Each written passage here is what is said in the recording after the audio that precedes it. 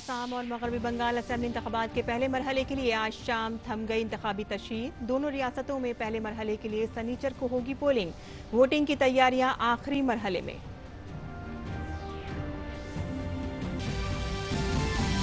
पांच इंतखाबी रियासतों में तशरीह मुहिम उरूज पर। अमित शाह ने मगरबी बंगाल के पुरुलिया की इंतखाबी रैली में की ममता हुकूमत की सरजनिश। तमिलनाडु में वजीर आला पलानीस्वामी ने मदुरई में किया रोड शो।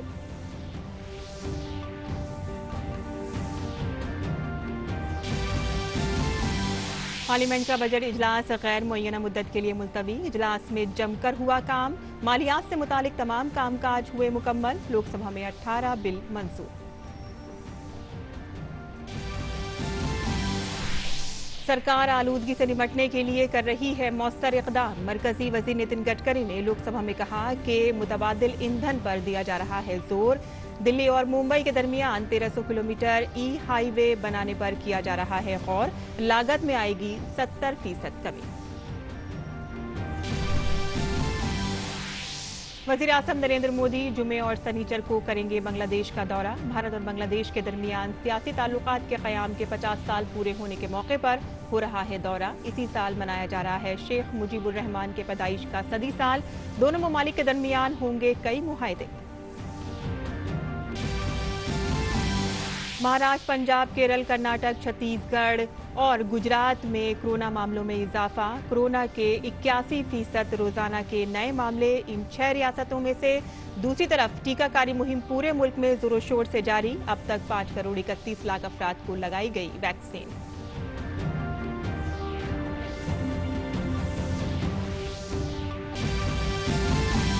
टोक्यो ओलंपिक की टॉर्च रिले शुरू। जापान में 121 रोज के दौरान 47 शहरों से गुजरेगी ये मशल। 23 जुलाई को है इफ्तिताई तकरीब।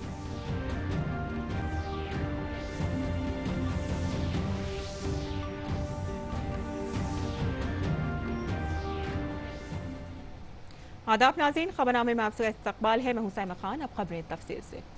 आसाम में असेंबली इंतखाबात के पहले मरहले के लिए तशरीह मुहिम आज शाम खत्म हो गई। इस मरहले में 27 मार्च को 47 सीटों पर इंतखाबात होंगे। 81 लाख राय दहिंदगान 269 उम्मीदवारों की किस्मत का फैसला करेंगे।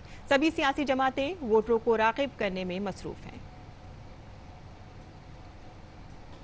वहीं दूसरी जानिब मगरबी बंगाल में भी सनीचर के रोज होने वाले पहले मरहले के इंतखाबात के लिए आज इंतखाबी मुहिम खत्म हो गई। मगरबी बंगाल में पहले मरहले की 30 सीटों के लिए 191 उम्मीदवार इंतखाबी मैदान में हैं। मगरबी बंगाल में 8 मरहलों में इंतखाबात कराए जाएंगे। आसाम और मगरबी बंगाल में दूसरे मरहले की वोटिंग 1 अप्रैल को होगी और इस दिन आसाम की 39 और मगरबी बंगाल की 30 सीटों के लिए वोट डाले जाएंगे। दोनों रियासतों में तीसरे मरहले की वोटिंग 6 अप्रैल को होगी, जिसमें आसाम की 40 और मगरबी बंगाल की 31 सीटों के लिए वोट डाले जाएंगे। इंतखाबी रियासतों में तशरीह मुहिम शबाब पर है। तमाम सियासी जमातों के स्टार कैंपेनर ने इंतखाबी मुहिम में अपनी पूरी ताकत झोंक दी है।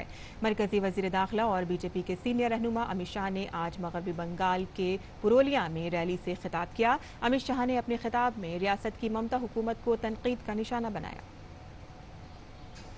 कम्युनिस्ट हो चाहे दिल्ली हो, तृणमूल कांग्रेस हो, ये लोग रोजगारी नहीं दे सकते। मैं आपको कहना चाहता हूं कि रोजगारी अगर यहाँ के युवा को चाहिए तो मोदी जी के नेतृत्व में एनडीए की सरकार बनाइए।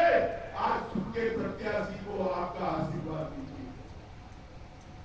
उत्तर प्रदेश के वजीर आला योगी आदित्यनाथ ने मगरबी बंगाल के सागर में एक इंतखाबी रैली को खिताब किया। अपने खिताब में योगी आदित्यनाथ ने ममता हुकूमत की तनकीद की। उन्होंने कहा कि बंगाल कभी भारत का खुशहाल और सनती रियासत समझा जाता था, लेकिन पहले कांग्रेस, फिर बायबासु और आज टीएमसी ने बंगाल की सनत को तबाह करके यहाँ के नौजवानों को बेरोजगार कर दिया। आज बंगाल में सनत नहीं, टीएमसी की बदउनवानी की सनत फल फूल रही है।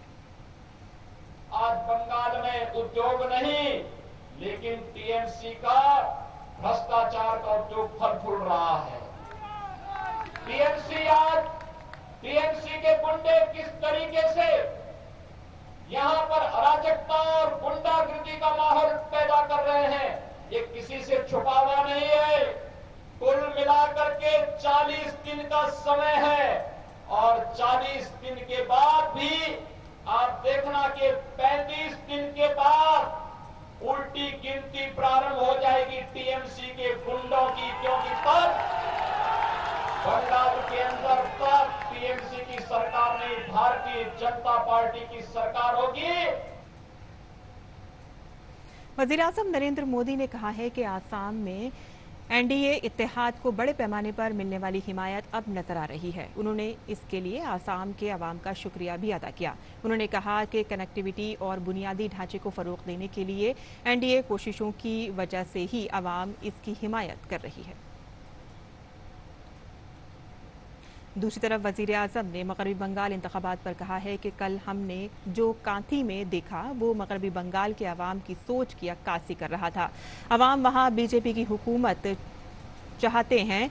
टीएमसी की मुजरिमाना सियासत से अब अवाम तंग आ चुके हैं। मगरबी बंगाल की तरक्की के दम पर अब बीजेपी अवाम के दिलों में जगह बना रही है। लोकसभा की कार्रवाई गैर मुअय्यना मुद्दत के लिए मुलतवी हो गई है। इसी के साथ ही ऐवान में बजट इजलास की कार्रवाई खत्म हो गई है। कामकाज के एतबार से इस इजलास में लोकसभा में कानून साजी से मुतालिक खूब कामकाज हुआ। इजलास के दौरान ऐवान ज़ेरी में 18 बिल मंजूर हुए। लोकसभा में अवामी मफाद से मुतालिक 583 मामले उठाए गए। इस दौरान कुल 3591 पेपर्स ऐवान की मेज पर रखे गए। इजलास में लोकसभा में 114% कामकाज हुआ और लोकसभा के साथ साथ राज्यसभा की कार्रवाई भी गैर मुअय्यना मुद्दत के लिए मुलतवी कर दी गई। Total 20 bills we have introduced, 17 in Lok Sabha, 3 in Rajya Sabha. 18 bills are passed from Rajya Sabha and 19 bills from Rajya Sabha. Put together 18 bills from both the houses have been passed, barring few hours. That the total function of the house, both the houses, were quite good. There was discussion, there was debate, and this is the spirit of democracy. I thank the even both ruling as well as opposition bench also. हुकूमत बढ़ती आलूदगी को कम करने के लिए मुतादिद इक़दामात कर रही है। सड़क ट्रांसपोर्ट और कौमी शाहराह के वज़ीर नितिन गडकरी ने आज लोकसभा में बताया कि हुकूमत मुतबादिल ईंधनों पर जोर दे रही है जिससे आलूदगी कम हो सके। उन्होंने कहा कि गाड़ियों में इस्तेमाल होने वाली लिथियम ऑयल बैटरी की कीमत कम होने से अगले 2 साल में इलेक्ट्रिक गाड़ियों की कीमत काफ़ी कम हो जाएगी। सरकार लगातार ये कोशिश कर रही है कि एक तरफ पोल्यूशन जिन कारणों से होता है वो कैसे कम करें। जैसे हमारे तरफ से एक पॉजिटिव प्रयास हम लगातार कर रहे हैं कि पेट्रोल डीजल के बजाय ethanol, methanol, biodiesel, bio CNG, electric और हाइड्रोजन फ्यूल सेल इस पर काम करें। मुझे बताते हुए खुशी हो रही है कि अब 81% लिथियम आयन बैटरी देश में बन रही है और 2 साल के अंदर हमारी इलेक्ट्रिक बाइक, इलेक्ट्रिक 4 व्हीलर और डीजल की बस इसकी कीमत इक्विवेलेंट टू इलेक्ट्रिक के समान दोनों एक होगी, इतना रेट कम हो जाएगा। नितिन गडकरी ने कहा कि हुकूमत डीजल बसों को सीएनजी में तब्दील कराने पर भी संजीदगी से गौर करेगी। डीजल की बसें अगर वो सीएनजी पर कन्वर्ट करते हैं तो निश्चित रूप से पोल्यूशन काफी कम हो सकता है। उसके बारे में सरकार सहानुभूति से सोचेगी और वो बस फिर कुछ दिन तक चल सकेगी। और गडकरी ने बताया कि हुकूमत दिल्ली मुंबई के दरमियान 1300 किलोमीटर तवील हाईवे बनाने पर भी काम कर रही है जिससे रेगुलेट करने की लागत में 70% की कमी आएगी। दिल्ली से मुंबई ये 1300 किलोमीटर हाईवे को हम हाईवे बनाने की कोशिश कर रहे हैं और इसके ऊपर जो ट्रक और बसेस होगी वो 120 किलोमीटर के स्पीड से इलेक्ट्रिक पर चलेगी और रेलवे का जैसा इलेक्ट्रिक के ऊपर जो सिस्टम होती है वही होगी। सीमेंस कंपनी ने इसकी टेक्नोलॉजी करके जर्मनी में रोड बनाया। कल उन्होंने मुझे पूरा प्रेजेंटेशन दिया, बातचीत हुई और इसमें उस प्रकार के ट्रक और बसेस करने से हमारी लॉजिस्टिक कॉस्ट 70% कम हो जाएगी। भारत और बांग्लादेश के ताल्लुकात को उस वक्त नई जहत मिलेगी जब वज़ीर-ए-आज़म नरेंद्र मोदी 26 और 27 मार्च को बांग्लादेश का दौरा करेंगे। ये दौरा कई मायनों में खास होगा। आपको बताते हैं कि क्या कुछ खास रहेगा वज़ीर-ए-आज़म के इस दौरे में। 26 मार्च को ढाका भारत और बांग्लादेश की दोस्ती के कुछ ऐसे ही रंगों से सराबोर होगा। दोस्ती का ये रंग और गाढ़ा और पक्का होगा तो साथ ही ताल्लुकात में नई तवानाई और नई रफ्तार भी नजर आएगी। भारत और बांग्लादेश के बीच सिफारती ताल्लुकात के क़याम के 50 साल पूरे होने पर भारत और बांग्लादेश की दोस्ती के एक और सुनहरी बाब की शुरुआत हो रही है। बांग्लादेश की वज़ीर-ए-आज़म शेख हसीना की दावत पर वज़ीर-ए-आज़म नरेंद्र मोदी 26 और 27 मार्च को बांग्लादेश का दौरा करेंगे। वज़ीर-ए-आज़म का बांग्लादेश दौरा कोविड वबा के बहरान के बाद किसी गैर मुल्क का पहला दौरा होगा। इस दौरान वज़ीर-ए-आज़म 26 मार्च को बांग्लादेश के कौमी दिन के प्रोग्राम में मेहमान खुसूसी के तौर पर शामिल होंगे। Bangladesh is celebrating the 50th anniversary of its liberation war. India had lent its full support to this noble cause in which Indian soldiers also sacrificed their lives. Both countries are commemorating 50 years of the establishment of diplomatic ties this year. India, as you're aware, was one of the first countries to recognize Bangladesh in 1971, and 6th of December 1971 to be precise. This is also the year of commemoration of the 100th birth anniversary of Sheikh Mujibur Rahman, the father of the Bangladesh nation, being celebrated throughout Bangladesh as Mujib Borsho.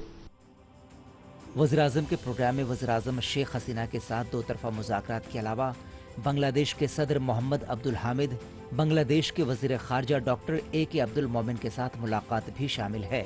वज़ीर-ए-आज़म के दौरे में दोनों मुल्कों के दरमियान कई मुआहदों पर दस्तखत होंगे। ख़ारजा सेक्रेटरी हर्षवर्धन श्रृंगला के मुताबिक जिन शोबों में दस्तखत होंगे उनमें तिजारत, सकाफती ताउन, सेहत, रेलवे और नए शोबों में ताउन शामिल हैं। दोनों मुल्कों के हाल के दौर में ताल्लुकात काफ़ी बेहतर रहे हैं और ख़ारजा सेक्रेटरी ने इसे ताल्लुकात का सुनहरी दौर करार दिया।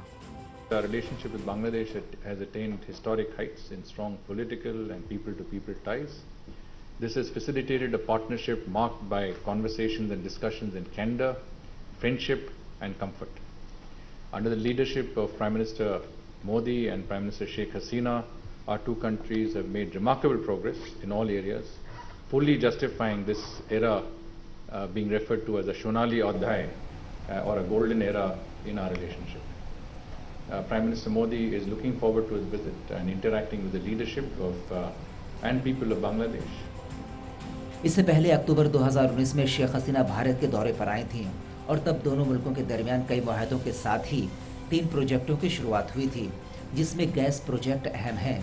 वज़ीर-ए-आज़म का ये दौरा भारत की बांग्लादेश से जुड़ी तरजीहात को जाहिर करता है। ये दौरा 3 अहम वाक़यात मुजीब बोरशो यानी शेख मुजीबुर रहमान की पैदाइश के 100 साल, भारत और बांग्लादेश के दरमियान सिफारती ताल्लुकात के क़याम के 50 साल और बांग्लादेश की आज़ादी के लिए हुई जंग के 50 साल के यादगारी जश्न से ताल्लुक़ रखता है।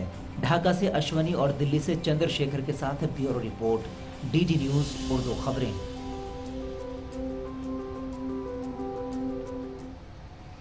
और बांग्लादेश में ओराकांडी मतवा फ़िरक़े के अक़ीदत का सबसे बड़ा मरकज़ है। बांग्लादेश दौरे के दौरान वज़ीर-ए-आज़म नरेंद्र मोदी गुरु हरिचाट ठाकुर के मंदिर भी जाएंगे और ओराकांडी में वज़ीर-ए-आज़म मतवा फ़िरक़े के लोगों से मुलाकात भी करेंगे, साथ ही एक इजलास से भी खिताब करेंगे। ये मंदिर है मतवा संप्रदाय की सर्वश्रेष्ठ आस्था का, क्योंकि गुरु हरिचाट ठाकुर ने यहीं से इस संप्रदाय की शुरुआत की। इसे ठाकुरबाड़ी के नाम से जानते हैं और जहाँ जहाँ मतुआ के लोग पहुँचे, मतुआ संप्रदाय को जानने वाले पहुँचे, गुरु हरिचाट ठाकुर का उपदेश भी लोगों तक पहुँचा। हम इस मंदिर में हैं, प्रधानमंत्री नरेंद्र मोदी यहाँ पर आएंगे, ये बहुत बड़ा आस्था का केंद्र है। हम गुरु हरिचाट ठाकुर के बारे में जानने की कोशिश करेंगे। आपसे सबसे पहले हम ये जानेंगे कि इस मंदिर का महत्व क्या है। रात्रि बेला गाछतलाय आसे सबार मतो बसे। हरिचाट ठाकुर रात के समय पेड़ के नीचे यहाँ आए, जहाँ उन्होंने गुरुचंद ठाकुर और उनके छोटे बेटे को अलौकिक तरीके से दिखाया कि यहाँ मंदिर है जिसमें भगवान लक्ष्मी नारायण की मूर्ति स्थापित की गई है और भक्त भगवान की पूजा अर्चना कर रहे हैं। बाद में हरिचाट ठाकुर के इसी वर्णन के अनुसार वहाँ मंदिर की स्थापना की गई। हरिचाट ठाकुर भगवान विष्णु, भगवान राम और कृष्ण के अवतार हैं। हरिचाट ठाकुर हरिनाम का प्रचार करने आए थे। हरिनाम के प्रचार का उद्देश्य मानवता के बीच सद्भावना का भाव पैदा करना था। जैसे कि सभी धर्मों का संदेश है, सभी संप्रदायों का संदेश है, यही मतुआ संप्रदाय का संदेश है कि सभी का सम्मान करो, शांति रखो, अहिंसा का पालन करो और इससे भी ज़्यादा हरि नाम का उच्चारण करते रहो। कैमरामैन राजेश रिकी के साथ अजय विक्रम सिंह, डीडी न्यूज़। और फिल्म हिदायत का श्याम बेनेगल ने बांग्लादेश के बानी शेख मुजीबुर रहमान के जिंदगी पर बंगबंधु नाम से एक फिल्म बनाई है। इस फिल्म में अदाकारा नुसरत फारिया ने काम किया है। नुसरत ने बांग्लादेश की वज़ीर-ए-आज़म शेख हसीना से अपनी मुलाकात के तजर्बात को मुश्तरक किया। हमारे नुमाइंदे रमेश रामचंद्रन के साथ।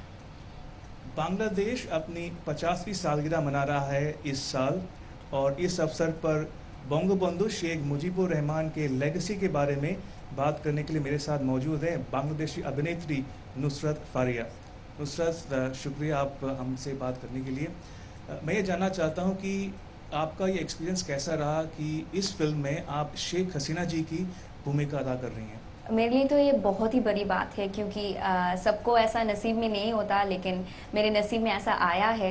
एंड मुझे सिलेक्ट किया गया है शेख हसीना की यंगर वर्जन प्ले करने के लिए, वेयर आई एम प्लेइंग 18 साल से 29 तक। बंगबंधु के ऊपर ये पिक्चर बन रहा है, लेकिन फिर भी उनका जो फैमिली है, उनका फैमिली के, अगर आप लोगों को पता है कि उनका फैमिली में जो था हसीना एंड रेहाना के सिवा सबको एक ही रात सबको ब्रूटली मार दिया गया है। So our audience, our people doesn't know about rest of the family members of his family. तो ये मेरे लिए बहुत ही एक्चुअली बड़ी बात है कि इतना क्रूशल मोमेंट तक और इतना तक मैं शेख हसीना जी की रोल प्ले करने का मौका मुझे मिला है। शेख हसीना जी के रोल को, पात्र को निभाने के लिए क्या आपको कुछ अलग प्रयास करना पड़ा, एक होमवर्क करना पड़ा कि उनके बोलने का ढंग, चलने का ढंग, ये सब कुछ सीखना पड़ा आपको? I took our ma'am 20 minutes of time. It's like ma'am मैं आपका 20 मिनट्स लूँगी और मुझे ये सब सवाल का क्वेश्चंस का एक्चुअली आंसर चाहिए। एंड वो इतनी अच्छी है और she is so down to earth and इतना नाइव है वो मुझे एकदम प्रॉपरली वो 20 मिनट्स उसने मुझे दिया और वो सब कुछ का आंसर किया, जो मैं आपको इतना रिवील बता नहीं सकती, बट इतना बता सकती हूँ कि लास्ट के एंड में उसने मुझे सिर्फ यही बोला कि आपको जो भी करना है आप दिल से करिए, कॉन्फिडेंटली करिए। श्याम बेनेगल जी डायरेक्ट कर रहे हैं ये बायोपिक शेख मुजीब पे, तो वो एक्सपीरियंस कैसा रहा आपको? एज अ डायरेक्टर तो मतलब he is the best, everybody knows it, but on set हम लोग तो इधर से उधर गए हैं, so there is a language gap, थोड़ा बहुत हम लोगों का कल्चर भी सब कुछ मिलाकर there is a thing, but he made all of us so comfortable. And हम जो काम कर रहे थे तो वो हम लोगों को इतना अच्छे से थोड़ा थोड़ा ऐसे बताते हैं कि आप ये करो, आप वो करो, और वो स्क्रीन पे इतना मैजिक दिखाता था। यंग बांग्लादेशी जनरेशन, आपकी जनरेशन है, वो 1971 वॉर से क्या सीख ले सकती है, क्या सबक ले सकती है? We are very proud of ourselves because in this 50 years our honorable prime minister and the whole country जितना progress किया है, I know a lot of development country haven't done it. After 50 years if you come and visit Bangladesh, you will see a different Bangladesh just because of this young star and because our father of the nation actually showed us this path. तो नुसरत, हमसे बात करने के लिए बहुत बहुत शुक्रिया और wish you all the very best. Kashmir का मशहूर ट्यूलिप गार्डन आज से खुल गया है। इसे एशिया का सबसे बड़ा ट्यूलिप गार्डन भी कहा जाता है। गार्डन में 64 से ज़्यादा किस्म के 15 लाख से ज़्यादा फूलों का दीदार किया जा सकता है। वज़ीर-ए-आज़म नरेंद्र मोदी ने ट्वीट करके लोगों से अपील की है कि जब भी आपको जम्मू कश्मीर के सफ़र का मौका मिले तो ट्यूलिप गार्डन की सैर ज़रूर करें। तकरीबन 1 साल बाद ये आम लोगों के लिए खुला है। 3 अप्रैल से यहाँ ट्यूलिप फेस्टिवल का इनेकाद किया जाएगा। कोरोना वायरस इन्फेक्शन के मद्देनज़र इसे गुज़िश्ता साल बंद कर दिया गया था। मुल्क में कोरोना के बढ़ते मामलों के दौरान मरकजी सरकार ने वाज़ेह किया है कि मुल्क की 18 रियासतों में कोरोना वायरस में 771 म्यूटेशन यानी कि तब्दीली देखी गई है, लेकिन इन्फेक्शन के बढ़ते मामलों का वायरस की नई किस्म से कोई ताल्लुक नहीं है और इस वायरस में तब्दीली आम सी बात है जिससे घबराने की ज़रूरत नहीं है। भारत ने आलमी वबा कोरोना के खिलाफ जंग में एक नुमाया मकाम हासिल किया है। मुल्क में लोगों को दिए गए कोरोना वैक्सीन डोज की कुल तादाद 5 करोड़ 31 लाख से ज़्यादा हो गई है। मुल्क की कई रियासतों में और मरकज़ के ज़ेर इंतज़ाम इलाकों में अब तक 5 करोड़ 21 लाख 97 हज़ार कोरोना के टीके लगाए जा चुके हैं। इनमें से 79,56,000 सेहत कारकुनान ऐसे हैं जिन्हें पहली बार टीके लगाए गए थे और 50,47,000 सेहत कारकुनान दूसरी बार टीके लगवाने वाले हैं। इनके अलावा 84,33,000 सफ़ाई अव्वल के कारकुनान हैं जिन्हें पहला टीका लगाया गया है और तकरीबन 32 लाख सफ़ाई अव्वल के कारकुनान को दूसरा टीका लगाया गया है। वज़ारत सेहत ने कहा है कि मुल्कगीर सतह पर कोरोना के टीके के 68वें दिन शाम 7 बजे तक कुल 13,54,976 टीके लगाए गए हैं। साबरमती के संत महात्मा गांधी ने पूरी दुनिया को अदम तशद्दुद का इस्तेमाल सियासी हथियार के तौर पर करना सिखाया। डांडी मार्च उस सियासी तजर्बे का अहम मोड़ था जिसमें गांधी जी ने यात्रा के दौरान हर पीर को मौन व्रत यानी कि खामोश रहने का रोजा रखा था, जो आगे चलकर बहुत कारगर साबित हुआ। अपनी दांडी यात्रा के दौरान महात्मा गांधी हर पीर के रोज खामोश रहते थे। इतवार यानी 23 मार्च को समनी पहुंचकर भी गांधी जी ने 24 मार्च को खामोशी का रोजा यानी दिन भर खामोश रहने का रोजा रखा था। मुर्रखीन का कहना है कि कोई तहरीक हो या भीड़ या कहीं के आवाम की आवाज हो, उसे सुनने वाले महात्मा गांधी एक दिन पूरी तरह खामोश रहकर अपनी ताकत और अपने अंदर की आवाज को सुनने की कोशिश करते थे। गांधी जी के पास तो अनेक लोग आते थे जाते थे, तो उन्होंने ऐसा सोचा कि इसे हर दिन में बोलने से शक्ति खत्म होती है, उनको आराम भी नहीं मिलता है, और जो मौन रखे तो उनकी आध्यात्मिक शक्ति भी बढ़ती है। इस खामोशी के दरमियान लोगों के दर्द को सुनने वाले गांधी जी खुसूसी हालात में लिख कर उनका जवाब दिया करते थे। मुअर्रिखीन यहाँ तक कहते हैं कि आम जिंदगी गुजारने वाले की खामोशी भी किसी सियासी हथियार से कम नहीं थी। दांडी यात्रा के दौरान गांधी आमोद से आगे निकलकर देर शाम तक समनी पहुंचे और समनी में उन्होंने 23 मार्च को रात गुजारा और 24 मार्च को भी समनी में ही रुके और वहां एक दिन का मौन व्रत रखा। इस मौन व्रत के पीछे की सच्चाई को इतिहासकार बताते हैं कि इस मौन व्रत में गांधी अपने अंतर्मुखी और अंतरात्मा में झांकने की कोशिश करते थे, इसलिए जरूरी पड़ने पर वो कागज पर लिखकर जवाब दिया करते थे। कैमरामैन कुलदीप शर्मा के साथ धीरज कुमार, डीडी न्यूज, भरूच। और पानी के हर एक बूंद का इस्तेमाल करने और आबी तहफ़्फ़ुज़ को मद्देनज़र रखते हुए कोयले की वजारत ने कोयला और लिंगनाइट PSU को मशवरा दिया है कि वो कानकनी के दौरान कानों से निकलने वाले पानी का ज़्यादा से ज़्यादा इस्तेमाल करें। इसके तहत इस पानी को आबपाशी के लिए इस्तेमाल किया जाए, जिससे इस इलाके में रहने वाले अफराद को फ़ायदा हो।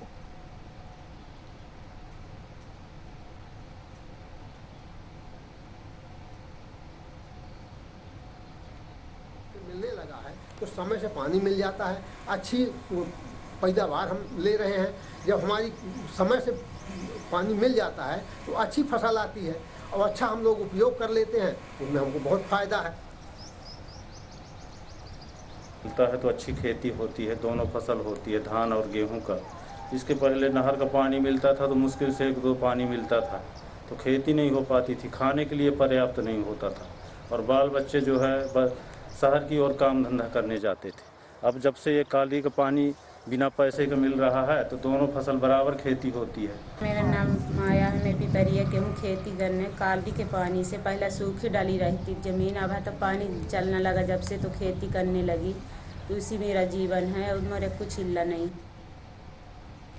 यूरोपीय यूनियन के जरिए कोविड-19 वैक्सीन की बरामदात पर सख्त जवाबित नाफिज करने के बाद बरतानिया और यूरोपीय यूनियन ने मुश्तरका बयान जारी किए हैं, जिसमें कोरोना के खिलाफ जारी जंग में सभी ममालिक के लिए वैक्सीन की दस्तयाबी को यकीनी बनाने के अज़्म का इयादा किया गया है। कोरोना वैक्सीनेशन के सिलसिले में सुस्त रफ्तारी की वजह से यूरोपीय यूनियन को तनकीद का सामना करना पड़ रहा है, जहाँ अमेरिका और बरतानिया के मुकाबले यूरोपीय यूनियन में 1/3 टीके लगाए जा रहे हैं।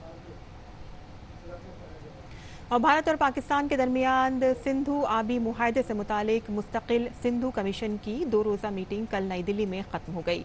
1960 में भारत और पाकिस्तान के माबैन हुए सिंधु आबी मुआहदे के इल्तज़ामात के तहत दोनों ममालिक के कमिश्नरों की मीटिंग बारी बारी से भारत और पाकिस्तान में साल में कम से कम एक बार होती रही है, लेकिन गुज़िश्ता साल कोविड-19 आलमी वबा की वजह से मीटिंग नहीं हो पाई थी। मीटिंग में पाकल दुल और लोअर कलनाई पन बिजली प्रोजेक्ट्स के खाके पर बातचीत हुई। भारत की तरफ से इन प्रोजेक्टों के डिजाइन को बिल्कुल मुनासिब करार देते हुए कहा गया है कि ये मुआहदे के इल्तज़ामात के मुताबिक हैं। इस सिलसिले में भारत की जानिब से अपनी बात की तायीद में तकनीकी अदद-ओ-शुमार भी पेश किए गए हैं। पाकिस्तानी फरीक ने भारत की तरफ से शुरू किए गए पन बिजली प्रोजेक्टों के बारे में इजाफी मालूमात मांगी, जिसके बाद भारत ने कहा है कि जरूरत के मुताबिक और शराइत के एतबार से इत्तला फराहम की जाएंगी। मीटिंग पुरअमन माहौल में हुई। दोनों कमिश्नरों ने दो तरफा मामलात को मुआहदे के तहत बातचीत के जरिए हल करने के अज़्म को दोहराया। सिंधु कमीशन की अगली मीटिंग पाकिस्तान में किए जाने पर भी इत्तेफाक हुआ है, जिसकी तारीख आपसी बातचीत के बाद तय की जाएगी। और भारत से टीबी को खत्म करने की सिमत में एक अहम कामयाबी हासिल हुई है। मरकज के ज़ेर इंतज़ाम लक्षद्वीप और जम्मू कश्मीर का बडगाम जिला टीबी से आज़ाद करार दिया गया है। साथ ही हुकूमत ने लोगों से भारत को टीबी से पाक करने की कोशिशों को अवामी मुहिम में बदलने की अपील की है। खेल की खबरों में टोक्यो ओलंपिक की मशल रिले जापान में आज से शुरू हो गई है, जो 23 जुलाई को खेलों के महाकुंभ यानी कि ओलंपिक के आगाज के साथ खत्म होगी। मशल रिले 2011 में सुनामी की मार झेल चुके फुकुशिमा सूबे के जय विलेज नेशनल ट्रेनिंग सेंटर से शुरू हुई। 2011 में खवातीन आलमी कप जीतने वाली टीम का अहम खिलाड़ी ओजोसा आयुषम जोआस मौके पर मौजूद थे। कोरोना फैलने के डर से तकरीब में लोगों को आने से रोक दिया गया था। और भारत और इंग्लैंड के दरमियान 3 मैचों की सीरीज का दूसरा मुकाबला कल खेला जाएगा। पहले मैच में भारत ने इंग्लैंड को 66 रन से शिकस्त देकर सीरीज में 1-0 की सबकत हासिल कर ली है। वहीं रोहित की चोट भारत के लिए अफसोसनाक है, जबकि श्रेयस अय्यर चोट लगने की वजह से टूर्नामेंट से बाहर हो गए हैं। वहीं इंग्लैंड की कोशिश इस मैच को जीतकर मुकाबले में वापसी की होगी।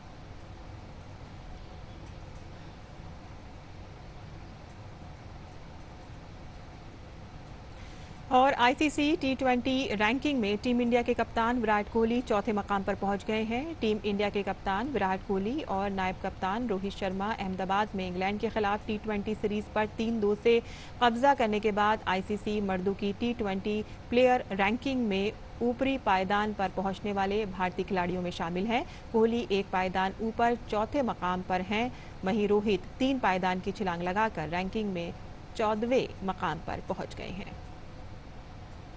और इसी के साथ ही हमारा खबरनामा यहीं ख़त्म पसीर होता है। कल सुबह 9:30 बजे हम फिर हाजिर होंगे उर्दू बुलेटिन के साथ। अब इजाज़त दीजिए। आदाब।